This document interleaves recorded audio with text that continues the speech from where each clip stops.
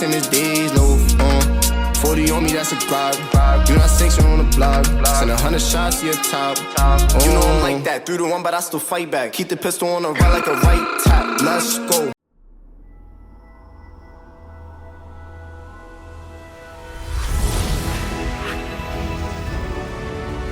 Thank you for choosing AMC Theaters, where we make movie moments AMC amazing. Your safety is important to us, so remember, keep an eye on your valuables. Be sure to report any suspicious behavior, and please take a moment to find the exit closest to you. In case of emergency, walk out of the building and move far away.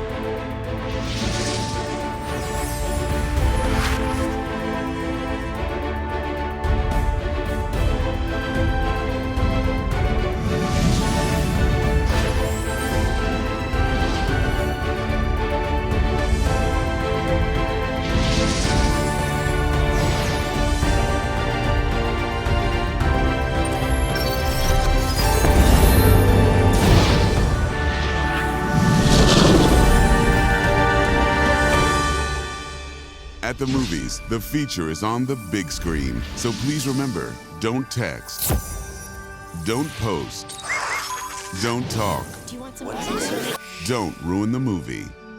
Thank you. Sup? No, I'm only doing the AMC jump, right?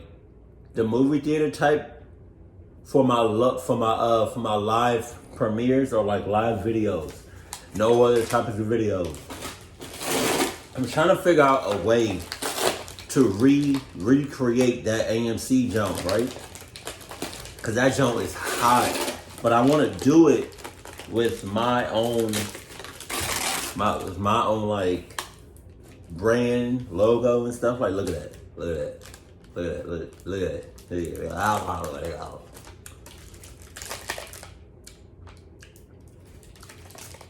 I cannot be the only one that does this.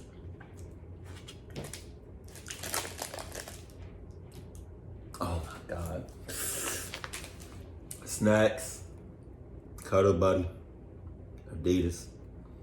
Check, check, check. Let's get it. I know I said it. Sup, though. Wait, am I? Yes, I am. Let's get it.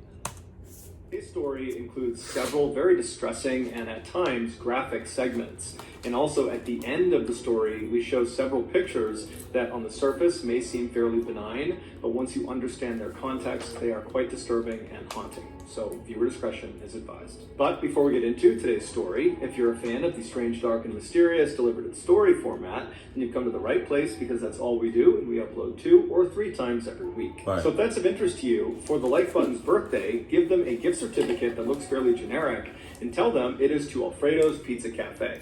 But in reality, it's a gift certificate to Pizza by Alfredo, a much lesser pizza establishment. Also, please subscribe to our channel and turn on all notifications so you don't miss any of our weekly uploads. All right, let's get into today's story.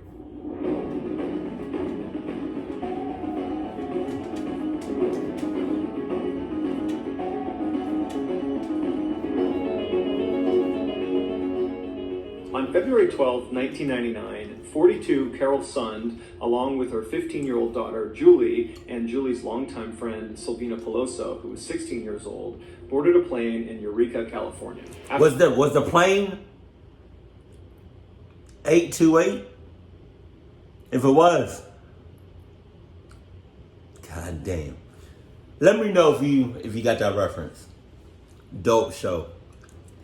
Quick 1-hour-long flight, they landed in San Francisco and then got their bags from baggage claim and then walked over to the airport's car rental center. After Carol signed some rental agreement paperwork with the person at the front desk, they were given car keys, and then the 3 women walked out of the airport into the parking lot where they saw their car. It was a 1999 red Pontiac Grand Prix sedan. After the women had put their luggage in the trunk, they all climbed inside, and then Carol began driving east towards the University of the Pacific in Stockton, California. Julie was competing in a cheerleading competition the following day at that university, and Julie was considering going to this school after she graduated high school, and so this cheerleading competition was a great excuse for her and her mom to check out the campus. And since Sylvina was already visiting Julie at her home in Eureka, she just tagged along for the trip. After an hour-and-a-half long drive, the trio arrived in Stockton, California, and they checked into a hotel. And then the next day, which was the 13th, Julie competed in this cheerleading competition. And then afterwards, her mom, and Sylvina spent the rest of the day checking out the campus and the surrounding town. Early the next morning, which was the 14th, the women checked out of their hotel and then drove 3 hours southeast to the sprawling motel complex called Cedar Lodge that was located just outside of Yosemite.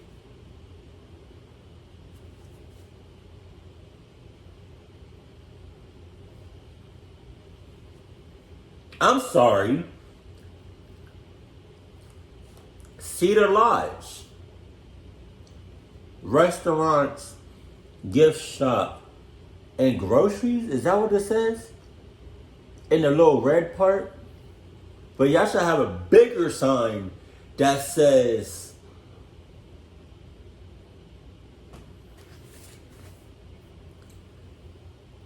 Clackness. Right behind us. Look at that shit behind the hotel.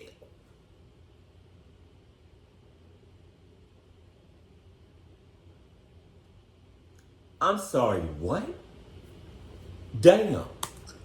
Park western entrance. Their plan was to spend a couple of days sightseeing inside of Yosemite before heading back to the San Francisco airport, where they were going to meet Carol's husband and Julie's father, Jens. And then the four of them would continue their journey and fly to Arizona, where they would explore the Grand Canyon before finally heading back home to Eureka, California. So midday on the 14th, these three women arrive at the Cedar Lodge, and the lot would have been nearly empty because it was the wintertime and not that many people were visiting the park at that time. So they pull into the lot, they park their car, they go into the front desk where they checked in and they got their keys, and then they left the office and walked along the row of first floor rooms all the way to the very corner of the building to room 509, which was their room. Carol used her key, she opened the door, they went inside and dropped their luggage, and then they decided that they were just too tired to actually go in the park and go sightseeing that day. So instead, they kind of had a low-key afternoon and evening, mostly in their hotel room. The next morning, which was the 15th, the women got up early, they hopped in their red rental car, and they drove to the western entrance of Yosemite. They went inside, they parked their car, and they had this wonderful day looking at these astonishing cliff sides, the snow-covered mountains, and these huge sequoia trees, and these beautiful meadows that stretched out in front of them. And then towards the end of the day, Julie and Sylvina actually went ice skating on a frozen pond. So it's just this totally magical day at the park. And then finally, as the sun was starting to go down, the trio finally left the park, got in their rental car, and drove back to the Cedar Lodge. There, they ate dinner at the lodge's 1950s-style diner. They ate hamburgers, and then afterwards, they swung by the front desk and rented some VHS movie tapes that they brought back to their room. Once they were inside room 509, the women changed into their pajamas and then sat on the bed and watched one of their movies, and then when it was over, they brushed their teeth, and then they got in bed, turned out the light, and tried to go to sleep. But a few minutes after their lights were out, they heard a knock on their door. The following day, which was the 16th, Jens, Carol's husband and Julie's father, was anxiously waiting at the San Francisco airport for his wife and his daughter and his daughter's friend. And he's looking at his watch, and he knows they don't have that much time before their flight is going to take off, and he's just hoping they're going to come running around the corner and they're going to barely make this flight. But they don't. And finally, Jens, who does not have a cell phone, and neither does Carol, he decides there must have been some sort of miscommunication and that Carol and the girls must have flown on ahead. And so he decides at the last minute to just board the flight himself and fly to Arizona and hopes his family will be there. But when he touches down in Arizona, his family is not there. And so he rushed to the hotel hoping that maybe they were there. They weren't. He spoke to the hotel's front desk and said, hey, has my wife Carol contacted you? And they said, no, she hasn't contacted us, and we have no record of her being here. That's Jens tough. is obviously very upset. He's very worried, and he spends the rest of the day calling around to friends and family and acquaintances and anybody who might know where Carol and the girls are. But nobody has heard from them, and nobody knows where they are. And so that night, as Jens is about to go to bed, he convinces himself that they are probably just fine. This is just some screw up. Some screw up my ass. What's up?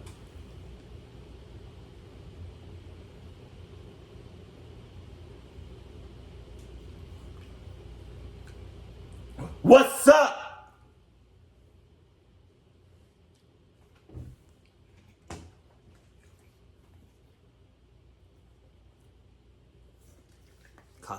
Costco water. What's up?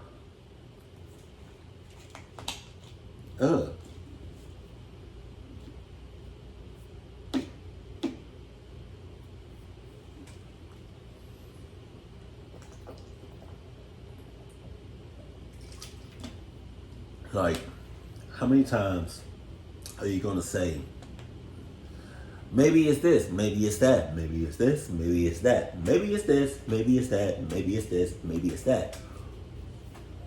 Or just be like, they got clocked up. Shit, that's tough. An unbelievably fierce woman. She's incredibly competent. She will take care of those girls, and I'm sure I will see them tomorrow morning. But when he woke up the next morning and Carol had not made any contact with the hotel or reached out to him in any way, and there was just no sign of her or the girls, Jens finally contacted police. That day, after the police spoke with Jens, the first call they made was to the Cedar Lodge, which is the last place they knew Carol, Julie, and Sylvina had been. The manager of the lodge would tell police that he had not seen Carol or the girls on the day they were supposed to check out, which was the 16th. But Carol had checked out in advance, so the manager would not have seen her anyway. She would not have had to go by the front desk on the way out. So that was not an anomaly. The manager also told police that on the 16th, after the three women should have been out of their room, the cleaners went by room 509, and when they went inside, it was vacant, and nothing seemed amiss. It was relatively clean, minus some wet towels that had been left on the floor of the bathroom. The keys to the room were left on the desk, as they should be. It just looked like the women had left. And so the police reached out to the car rental company at the San Francisco airport to see if Carol had made it to the airport and dropped off her car. But when they spoke to the manager of this rental company, they would say, no, Carol has not dropped off her car, and she hasn't called about extending her lease, which is now overdue. Based on the information the police gathered from the lodge and from the rental car company, they began operating on the theory that the three women left their lodge motel room on the 16th, and then either got into a car accident somewhere and had just not been found yet, or they had driven somewhere, gotten out of their car, and gotten lost, perhaps inside of Yosemite National Park or some other trail somewhere, or they had fallen victim to some crime. But at this point, the police were not taking seriously the idea that foul play was involved. A massive search was launched in and around the Cedar Lodge complex, as well as around the western entrance of Yosemite, but absolutely nothing was found. A number of workers from Cedar Lodge were interviewed by police and subsequently cleared of any wrongdoing. Also, a number of friends and family of the three women were also interviewed by police and cleared as well. Then, a few days after the search has started, there was a break in the case. Carol's wallet, with her ID and credit cards inside of it, was found lying on the ground in Modesto, California, which was a suburb that was located about 2 hours west of Cedar Lodge. Some high school students saw it on the ground and gave it to a police officer. There was no reason for Carol and the girls to be in Modesto, California, and so this signaled to police that a third party had to have been involved in their disappearance. And so if that was the case, then almost certainly these three women had fallen victim to some sort of crime. Over the next several weeks, police continued to search the roads and trails in and around Cedar Lodge and the western entrance to Yosemite, and they looked all over Modesto.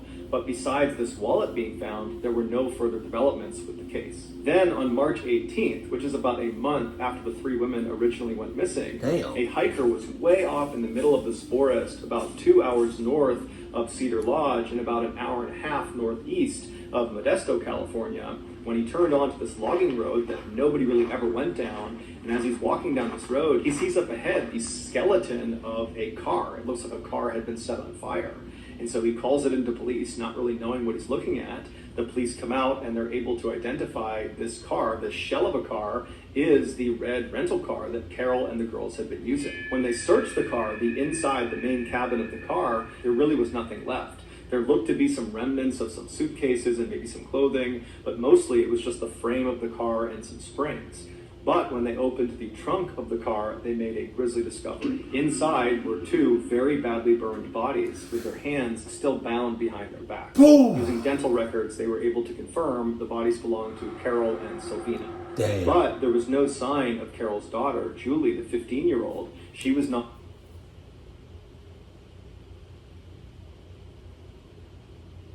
I'm not saying the 15-year-old Carol was in cahoots. I'm not saying that. I'm not. But all I'm saying is she might be in cahoots. That's all I'm saying.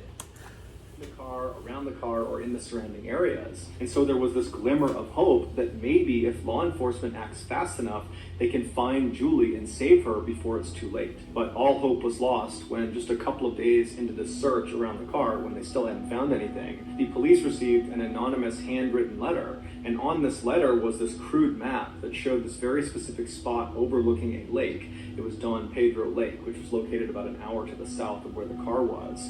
And then on this note as well was a phrase. It just said, "We had fun with this one." Using this crude map, the police went to Don Pedro Lake. They went up to the overlook as marked on this map, and there they looked down and they saw the crumpled and badly decomposed remains of Julie. At this point, police already had several suspects they had picked up in Modesto, California, that they believed were connected in some way to what happened to these three women. Of these suspects, two were of particular interest to the police. They were half-brothers Eugene Dykes and Michael Lorwick. They had been arrested shortly after Carol's wallet had been found for shooting at a Modesto police officer and for several drug charges and for violating their parole. Once these half-brothers were in custody, Eugene made several self-incriminating remarks, basically insinuating that he and Michael had been involved in what happened to these three women. And then after Carol, Sylvina, and Julie's bodies had been found, the synthetic fibers that were found all over Carol matched the synthetic fibers that were pulled off of Michael and Eugene on their clothing and from their vehicle when they were arrested. And so the police were very confident that they had their killers and they had them behind bars already. But they still needed to compile evidence before they could formally charge them and make their names public to the media. And so when the news broke about the women's bodies being found and the public began panicking about a killer or killers on the loose, the police came out and said, "Everybody calm down. We have the people responsible. We just can't tell you who they are yet. You need to be patient. We're building the case, but everybody's safe. There's nothing to worry about." But 4 months went by and the police still had not come out and publicly charged anyone with these murders. But they continued to assure the public that they had their killers behind bars, and so nobody has anything to worry about. That don't make no sense. That don't make no sense. Why are you saying to the people, to the public, you got the killers, but you can't say their names? July 22nd, roughly 4 months after the discovery of the three bodies, Dr. Desmond Kidd, who was the medical director for Yosemite, had just finished a long 24-hour shift in the clinic, and he had just gotten back to his cabin, which was inside of Yosemite, when his pager went off. And so he went to a phone, he dialed the number that was on his pager, and the park dispatcher picked up and said, "Hey, Dr. Kidd, can you be a part of a search for a missing person?" And Dr. Kidd said, "Sure, I'd love to help." And then there was a pause, and the park dispatcher said, "Hey, just so you know, there are law enforcement implications with this one." And then before he could clarify, he hung up the phone. And so Dr. Kidd is really confused what he meant about these implications, because in the past 3 years he had worked at this park, he had unfortunately been involved in many searches for missing people in the park, but they were never tied to any sort of criminal activity. They were always because the person got lost or fell or something, which was fairly common inside of the park. And so as soon as this convoy of other Yosemite staff members that are part of the search rolled up in front of his cabin, Dr. Kidd ran outside, he hopped in one of the vehicles, and he asked the driver, what's going on? What are these law enforcement implications with regards to this missing person? And the driver would explain to him that, hey, 4 months earlier, we had those 3 Yosemite tourists go missing, Carol, Julie, and Sylvina, and they were found murdered outside of Yosemite. And while the police have said they have their killers behind bars, the police still have not come out and actually named who their killers are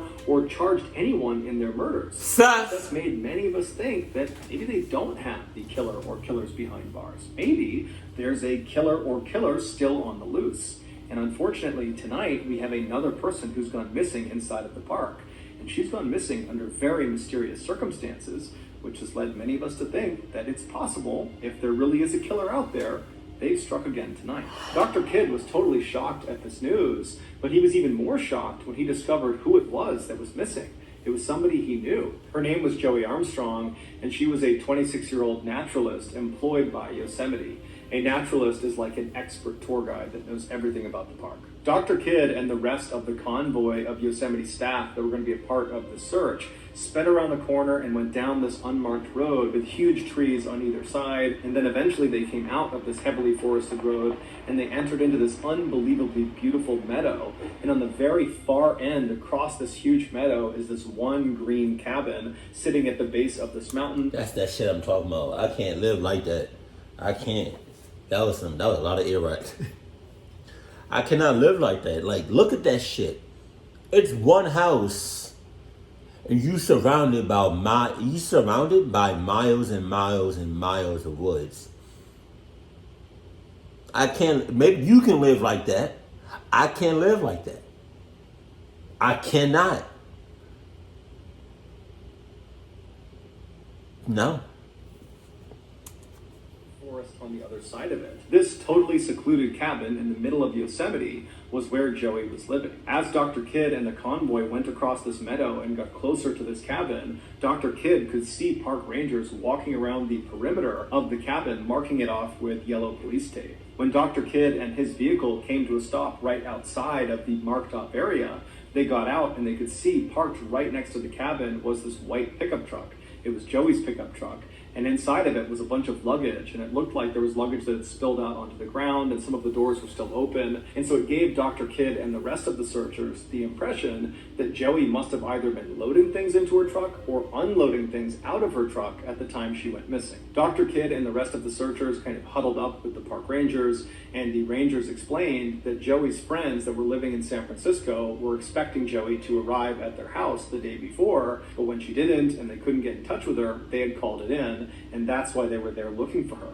And so after talking about the circumstances of the case, they all decided they would break into 5 different search groups, and they would begin searching the immediate area. Dr. Kidd and 4 other searchers began walking behind the cabin towards the tree line, and then once they got into that forest, they started walking towards this creek. And as they walked up along this creek, they suddenly noticed a whole bunch of trampled ferns and saplings, and it looked like someone had come running through there, and perhaps the person who was running was Joey. And so they began following these tracks that go right alongside this creek, and then at some point, one of the searchers yells out, "Hey, what's that up there?" And about 10 feet ahead of them, where the ground kind of sloped down into a ditch out of view, right before the ditch, hanging on a little tree on the ground, was a set of car keys glinting in the sunlight.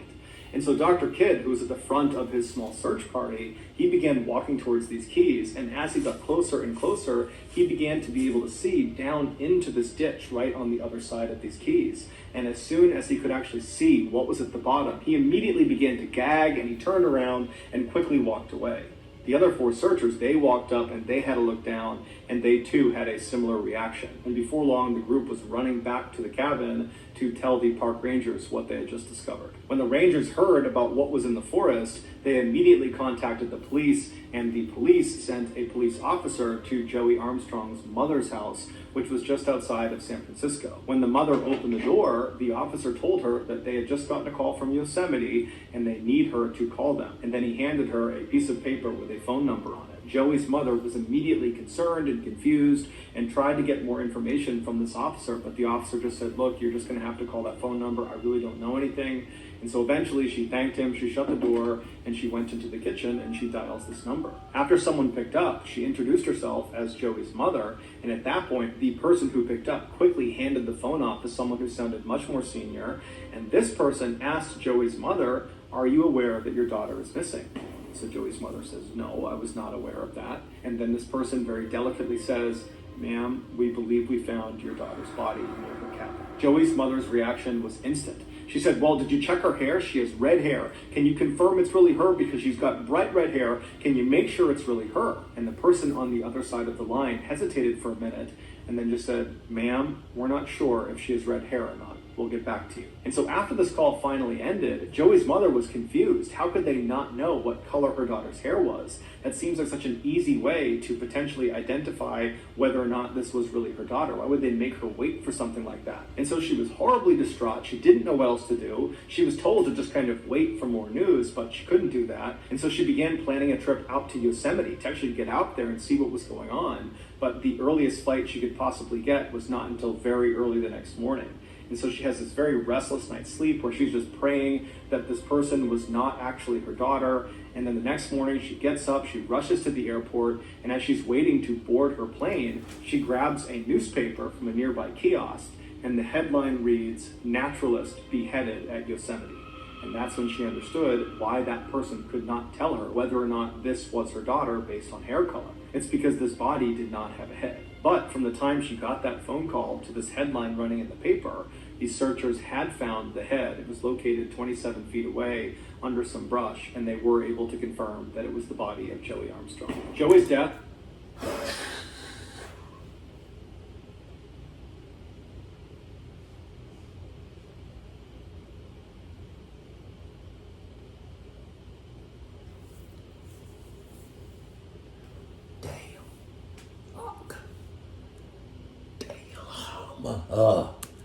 Immediately treated like a homicide, and right away the public began to openly suggest that maybe Joey's murder is connected to the murders of Carol, Julie, and Sylvina from 4 months earlier, even though the police were still saying we have our killers behind bars for those murders. Joey's murder is completely unconnected. Luckily, the public and the police did not have to argue for very long about who was right about this, because there was a break in Joey's case almost immediately. On the night that Joey went missing, another Yosemite staff member had happened to drive by her cabin, and they noticed a distinctive SUV parked outside of her cabin that they didn't recognize. It was a blue 1979 International Scout. And as it happened, there were only 2 of these particular types of vehicles registered in Yosemite Valley. And so within 24 hours, the police had tracked down one of these 2 vehicles. It was located about 12 miles away from the western entrance of Yosemite. It was pulled off the side of this highway. The police pulled up alongside it and parked. They walked up. There was no one inside of this vehicle. But then down this embankment off the highway led down to this forest where there was a river kind of out of sight that people like to swim and fish in. And so these 2 officers decide to head down and see if maybe the driver is down there. So they make their way down, and sure enough, they come in contact with the driver. He was laying on this rock, completely nude, smoking marijuana. And so the 2 officers, they come up to him and announce themselves, and this very well-built, good-looking guy stands up, and he calmly covers himself, and he takes the marijuana out of his mouth, and he says, "Hey, what can I do for you guys?" And so over the course of their conversation, the police would learn this guy's name was Kerry Stainer. He was 38 years old, and he was the handyman at Cedar Lodge Motel. He would tell police that he was not anywhere near Joey's cabin on the night she went missing, and the police ultimately bought it and said, okay, they confiscated his marijuana, and then they walked back up the hill, leaving him down there, and they took some pictures of his car and the tires on his car, and then they left. A couple of days later, some FBI investigators that had been called in for this case, they analyzed those pictures those officers had taken of the tires of Kerry's car, and they compared them to pictures of the tire tracks at Joey's cabin, and they determined they were a perfect match. So later that day, which was July 24th, police officers went back out and tracked Kerry down again. This time he was having lunch at one of his favorite spots. It was a nudist resort about 3 hours northwest of the Cedar Lodge. There, I feel like with like nudists, I didn't even know they had a nudist resort. But like, I knew that some beaches you can be nude. I feel like if you go anywhere and you single, and you nude, it's rap. Somebody getting clubbed. Arrested on the suspicion of murdering Joey Armstrong, and he was brought in for questioning. As soon as he was walked into the police station and was booked, Kerry dropped a bombshell. He confessed to not only murdering Joey Armstrong, but also he confessed to murdering Carol Sund, along with her daughter, Julie Sund, and Sylvina Peloso, the friend of Julie Sund. He Damn. did all of this on his own. He had no other accomplices, which means the police never had the killer or killers behind bars. Wow. So it turned out Eugene Dykes, who was one of their primary suspects, was lying when he made those self-incriminating remarks about he and his half-brother Michael. And as for those synthetic fibers that were found on Eugene and Michael, those fibers belonged to a very commonly sold blanket. And so they did not definitively tie Michael and Eugene to the crime. So for half a year in 1999, there really was a serial killer just roaming free in Yosemite National Park, just like many people who lived in that area and like some people in the media had speculated. Kerry would go on to give a very detailed and graphic 6-hour-long confession of how he went about killing all 4 women. This is his awful story. On February 14th, 1999, so Why did I jump like that? the day that Carol, Julie, and Sylvina arrived at Cedar Lodge, Kerry was on his way to his girlfriend's house. His girlfriend, like Kerry, worked at the Cedar Lodge. She was a waitress at their 1950s-style diner. That night, as Kerry walked up her front walkway towards her front door, he made up his mind that he was going to act on a fantasy he had had since he was 7 years old. And that fantasy was to kill a young woman. And so his plan that night was he would go inside and he would not only kill his girlfriend, but he would also kill her 2 daughters, who were 10 and 11 years old at the time. But when he went inside the house and was about to carry out this plan, he noticed out one of their windows there was a man in their backyard. And he asked his girlfriend, "Who's that guy out there?" And she would say, "Oh, I hired someone to take care of our property. So he's going to be cutting the grass and, doing some things with our garden. He's going to be here for a little bit, but he'll stay outside." And so this totally screwed up Kerry's plan because he was not expecting there to be anybody there that night. And so for several hours, Kerry anxiously sat there constantly looking out the window, waiting for this guy to leave so he could kill these 3 people. But the worker was just taking a lot of time, and it didn't seem like he was even close to being done. And so finally, Kerry left without any explanation. Angry and frustrated, he began driving back to Cedar Lodge, where he had an apartment on the 2nd floor. And when he pulled into the parking lot, he noticed there was a car he had not seen earlier in the day. It was a 1999 red Pontiac Grand Prix.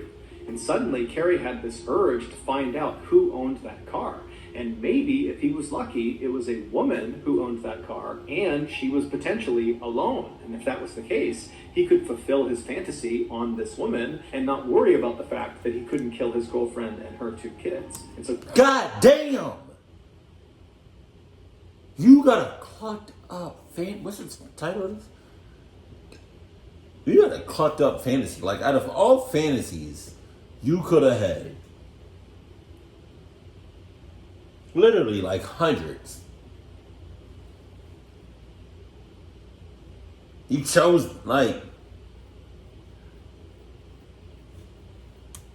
he parked his car a little bit a ways from this red car, and he walked over to the room that was right in front of this red car.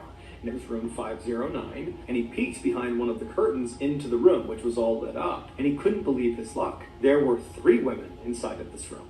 It was Carol, Julie, and Sylvina. And so Kerry stayed back and continued looking through the window just to make sure there wasn't a man inside of this room. And after a while of watching them go in and out of the bathroom and nobody coming into the room but these 3 women and no men coming into the room from the outside, he was certain they were alone. And so when Kerry finally turned around and left to go back to his room, he made the decision that he was going to come back the next day and kill them. The next day, which was February 15th, Kerry secretly followed the 3 women when they hopped in their rental and drove to Yosemite. He followed them to the parking lot, and then he waited in the parking lot until the women had finished going through the park and having this wonderful time. He trailed them from the parking lot back to the Cedar Lodge, and then he secretly followed them when they went to that diner and they had hamburgers for dinner. And he continued to follow them from a distance and watch them rent movies from the front desk. And he followed them all the way back to their room. And once he knew they were inside the room and he watched them long enough to confirm they were not going to leave again, he went back to his room and he got his toolbox. I wish some people had this. I have this. But I wish that everybody had a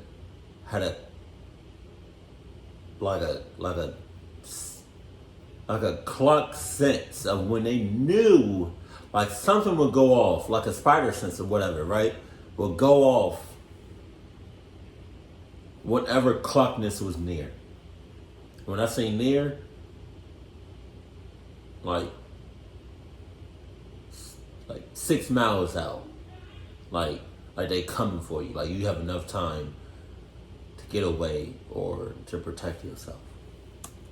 Box was rope, duct tape, a knife, and a gun. And then around 11 p.m., he left his apartment and went downstairs and walked all the way back over to that corner room, room 509, where the women were. And he looked in the window, and it was totally dark inside, so he assumed they must be sleeping, and he knocked on the door. A few minutes later, Carol came to the door and very cautiously opened it up just a crack, leaving that chain link lock still attached. And so she looked through at Carrie and said, "Hi, can I help you?" And Carrie, who held up his handyman toolbox and pointed to his name tag that said he was the Cedar Lodge handyman, he said, "Hi, ma'am, sorry to disturb you so late, but there is a leak in the room right above yours, and I need to make sure the leak is not coming down into your room. So can I come in and just have a quick look, and then I'll be out of here?" And Carol apparently was just not buying it, and she said, "Look, I haven't seen any leaks in this room. I don't think there is one, but even if there is, can it please wait until tomorrow, because we're all trying to sleep." But Carrie was very persistent, and Carrie was known to be very charming and very disarming, and eventually he talked his way into the room. And so he walks inside, he walks past the bed where the other two teen girls are still sleeping. He goes into the bathroom, and for a few minutes he kind of pretends to fiddle around inside of the bathroom while Carol is standing right outside looking in at him. And then at some point, Carrie reached into his toolbox, pulled out the gun, and he aimed it at Carol, and he said, "Stay calm, I'm not going to hurt you, this is just a robbery." Carol most likely believed their best chance at getting out of this situation was just to comply and do what he says. He'll rob us, and then he'll leave, and we'll be okay. And so Carol very dutifully went back into the room, and she quietly woke up her daughter and her daughter's friend, and before long, Carrie had tied up all three of them. He put the two teenagers in the bathroom and shut the door, and then he put Carol on the bed. And then he proceeded to assault Carol before strangling her to death with more rope. And then after she was dead, he carried her body outside of the motel room and put her in the trunk of her own rental car. And then after he shut the trunk, he went back inside the motel room. He went... Y'all security's ass. I'm sorry. I hope after this event that it either got shut down completely or the security probably one of the top securities in the state. Just saying. He opened it up. He grabbed Sylvina, who was crying, and pulled her out, and he left Julie alone, cowering inside the bathroom by herself. He shut the door behind her, and then he brought Sylvina over to the bed, where he assaulted her before strangling her as well to death with some additional rope. And then after Sylvina was dead, he carried her body outside of the motel and put her in the trunk of the rental car along with Carol's body. And then after that, he went back inside the motel room, and then once again, he opened up the bathroom door, he grabbed Julie. Nobody saw this going on? Sus. False. And proceeded to assault her as well. But then afterwards, he did not strangle her to death. Instead, he walked her back into the bathroom and shut and locked the door. And while she was in there wondering what's going to happen to her, what happened to her mom, what happened to her friend, he proceeded to clean up the room and tidy it up, and he moved all of their luggage out of their room and put it into the rental car. And then after he was satisfied, he went back inside the motel room, he opened up the bathroom door, he pulled Julie out and had her stand right outside the bathroom. And then Carrie proceeded to clean up the bathroom, but left a couple of wet towels on the ground to give the impression that the women had left in a bit of a hurry. And so after that, he grabbed Julie and he walked her out to the car and he sat her down in the front seat. She only had a blanket on at this point. Everything else had been taken off of her. And then Carrie hopped in the front seat and he began driving off. Julie must have been beyond terrified. She has no idea where her mom is. She has no idea where her friend is. She has no idea they're actually dead, locked in the trunk right behind her. And the man that had just assaulted her for hours is now driving her into the darkness. She has no idea where she's going, and all she's got is this blanket around her. It's just beyond brutal what's happening to this poor girl. And so for 2 hours, Carrie drove them west along the highway in the middle of the night, and the whole time he's trying to make small talk with this poor girl, trying to tell her that she's going to be okay, and that her mom and her friend, they're going to be okay. And then finally, he pulls off the highway down some switchbacks into this big parking lot of the Don Pedro Lake. And then once he parks the car, there's no other cars around, it's still dark out, the sun hasn't come up. He gets out and he tells Julie to get out of the car. But Julie is so scared, she can't move, so she can't even get out of the car. And so Carrie gets out, he walks around to her side, he opens the door, and he scoops her up like you might hold a baby. and he walked with her up the trail all the way to this overlook that was well away from any prying eyes in the parking lot. And once he was out of sight, he took her blanket off and he laid it down, and then he proceeded to assault her again. And then as the sun began to come up over the lake, Carrie realized that he had to end his fantasy and begin to cover his tracks. And so Carrie stops what he's doing, he stands up, he reaches down and pulls Julie up to her feet, and so she's standing with her back to the lake, and as he's looking at her, he says, "I love you," and then he pulls out his knife and begins hacking her throat. And then he pushes her down the hillside where she tumbles and finally comes to a stop underneath some bushes where she dies. Carrie grabbed the blanket on the ground and he walked back to the rental car in the lot. There was nobody out there, so he hopped inside. He drove out of the lot and drove 1 hour north until he was well into this forest, and he pulled down a logging road where he abandoned this car. After he ditched it, he walked back up to the highway and caught a cab back to Cedar Lodge. He would come back to the car and torch it 2 days later.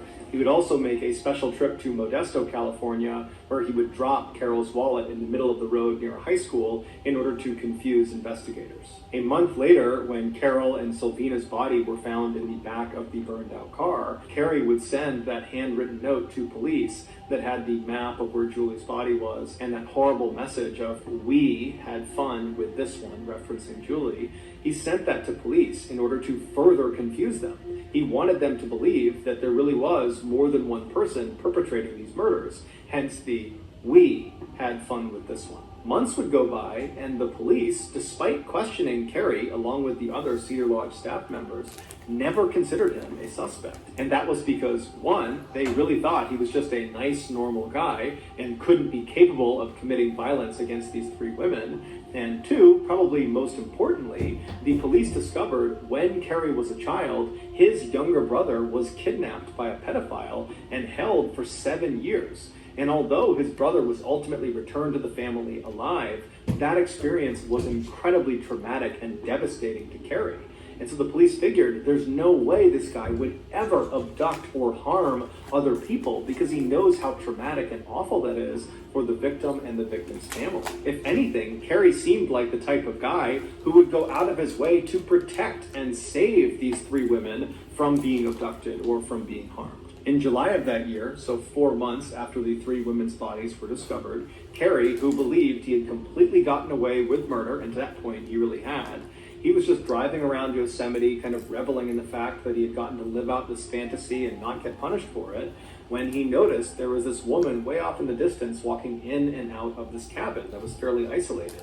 And so he drove his 1979 International Scout blue SUV down this forested road, and he reaches this meadow, and he looks across this meadow, and now that this woman is even closer, he can tell she's clearly loading things into her truck. And she's going back and forth, and he's watching, wondering if there's anybody else helping her, because this cabin is very secluded, and he's thinking, if she's alone, I might be able to kill her too. And so after a while, when he only sees her loading things into her white pickup truck, he decides he's going to go kill her. And so he drives across the meadow, and he pulls up right next to her truck, and he gets out, and he introduces himself. And the woman is so completely caught off guard by this random strange man showing up in the middle of the night, suddenly acting so friendly, that kind of reflexively, in an effort not to be rude, she says, "Hi, I'm Joey Armstrong. Nice to meet you. What are you doing down here?" And Carrie would proceed to spark up some small talk. He asked her if she believed in Bigfoot, and they kind of got on this tangent about Bigfoot. And then at some point... First of all, it's the fact that she said anything. I'm in a secluded ass area. It's hard for you to find me unless you really know me. And if anybody comes to my spot, it's with my permission.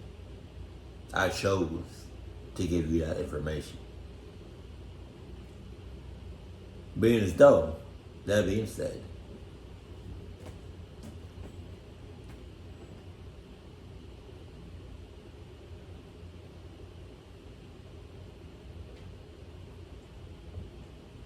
I don't know you. You're a complete stranger. What the hell are you doing over here? You sucks. Back the hell up. Harry drew a pistol and he aimed it at her and said, "Go inside your cabin." And so Joey put her hands up and she went inside the cabin like she was told, and Carrie followed her inside, and then he bound her wrists and he bound her mouth with duct tape, and then he ordered her to get back inside of his SUV.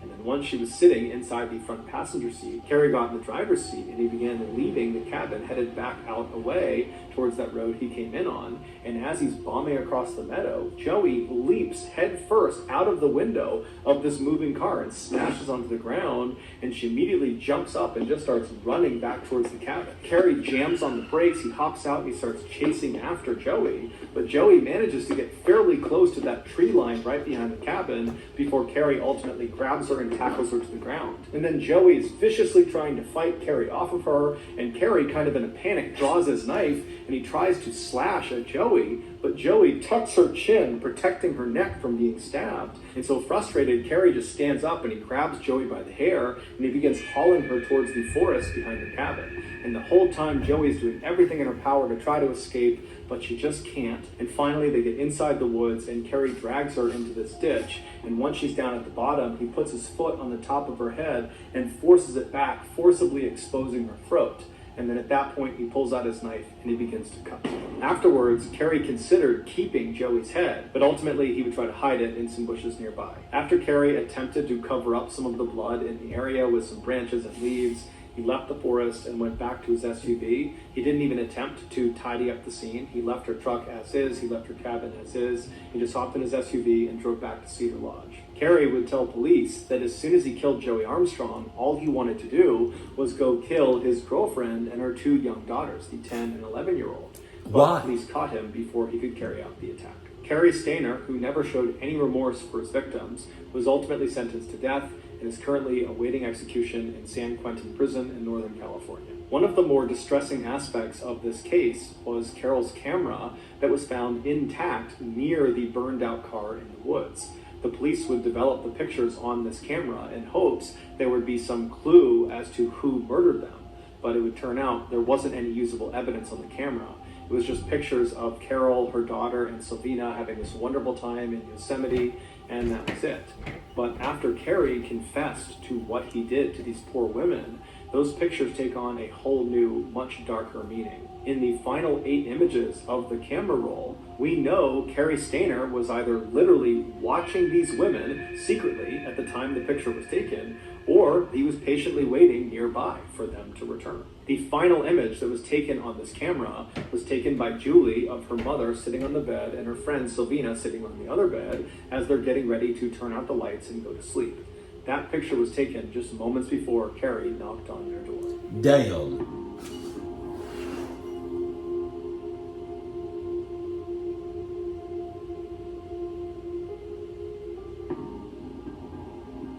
Oh my God.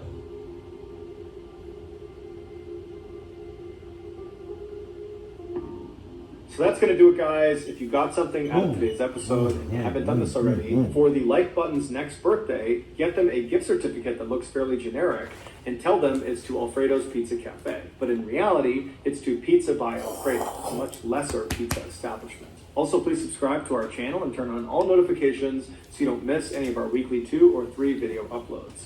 We are now selling merchandise like flannels and hats and mugs and stickers and all sorts of stuff. If you're interested, go to shopmrballen.com. And if you want to know about upcoming deals and promotions, check out our shop's Instagram page. The username is shopmrballen. If you want to get in touch with me, you can direct message me on Instagram or on Twitter. My username for both platforms is the same. It's johnballen416. I also have a ton of content over on TikTok where my username is Mr. Ballen. We also have a second YouTube channel called Mr. Ballen Shorts, where we post random short videos and lost episodes. If you have a story suggestion, please submit it to our subreddit. It's called Mr. Ballen. It's linked in the description below. So whether I see you on Instagram, Twitter, TikTok, Reddit, YouTube, or some combination, just know that I really appreciate your support. And until next time, that's going to do it. See ya. Oh, God. One thing I gotta say is, how does somebody do that? How can you just live your life every day as if you're not a murderer? As if you're not a psychopath? What goes on in that, and what, scientifically, what goes on in a psychopath's or in a murderer's head? Because I don't know. Like that's crazy as shit. Like, to do what you just did. Come on, man. And was that? So he killed 4 girls. Was that the only ones that he killed, or was there more? And you would think, because it kind of happened to his brother, that he would be protective. Wow, damn. How, man, oh my God. The whole time though, they could have just